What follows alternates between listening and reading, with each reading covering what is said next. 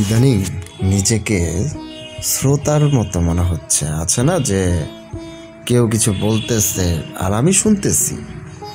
নিজেকে না একটা শ্রোতার হিসেবেই দেখতেছি বা দেখতে আমার ভালো লাগতেছে, আসলে পছন্দই করতেছি শ্রোতা হিসেবে থাকাটা। আশেপাশে সবাই বলছে আর আমি শুনছি, পরিচিতদের যাবতীয় আফসোস দুঃখ সব মনোযোগ দিয়ে শুধু শুনতেছি। তবে নিজেকে নীরবতায় ডুবিয়ে দিয়েছি, কিন্তু আমি একেবারে নীরবতায় ডুবিয়ে দিয়েছি নিজেকে। देखो देखो दरिंदगी चेहरे से टपकती है, नंबर 1 का कमीना। কাউকে কিছু বলি না, নিজের ভেতরে কি চলছে, কোনো পরিস্থিতি বা কোন পরিস্থিতিতে আমি আছি বা কোন ঝামেলায় আছি বা কি নিয়ে আমি চিন্তিত, কিছুই ভাই বলি না। আমি দেখতেছি চুপ থাকলেই না ভাই শান্তি। চুপ থাকলে অনেক কিছু জানা যায়, বোঝা যায়, ঝামেলা কম, তর্ক বিতর্ক ভাই নাই। তর্ক জিনিসটাই তো খারাপ রে ভাই, তর্ক করাটাই মানে কেমন জানি লাগে, মানে ভালোই লাগে না তর্ক জিনিসটা। তো কাউকে কিছু বিশ্লেষণও কিন্তু করতে হয় না চুপ থাকলে, কোনো ঝামেলাই নাই, সবাই ধৈর্য নেয়, সে তো এমনই, তাই না?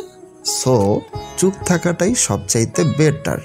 আপনি নিজেকে একেবারে নীরবতায় ডুবিয়ে দিন। কে কি বলছে না বলছে এত কিছু শোনার টাইমই নাই। যেমন আমি এক কান দিয়ে ঢুকাই, আরেক কান দিয়ে বের করে দেই। কে কি বলে না বলে আমার কিচ্ছু জানার কোনো দরকার নেই। জাস্ট আপনি একটা জিনিস লক্ষ্য করবেন, কে কি করতেছে, কে কি বলতেছে, আপনি জাস্ট অবজার্ভ করেন আর সেটা মাথায় ঢোকায় রাখেন। কে কেমন, আপনাকে নিয়ে কে কি ভাবে, ঠিক আছে? সে ভালোটা ভাবতেছে না খারাপটা ভাবতেছে, আপনি নিজেকে আলাদা সরিয়ে ফেলুন। যেমনটা আমি নিজেকে একেবারে আলাদা সরিয়ে ফেলছি, চুপ থাকি। চুপ থাকাতে বিশ্বাস করেন ভাই, ট্রাস্ট মি, অনেক শান্তি।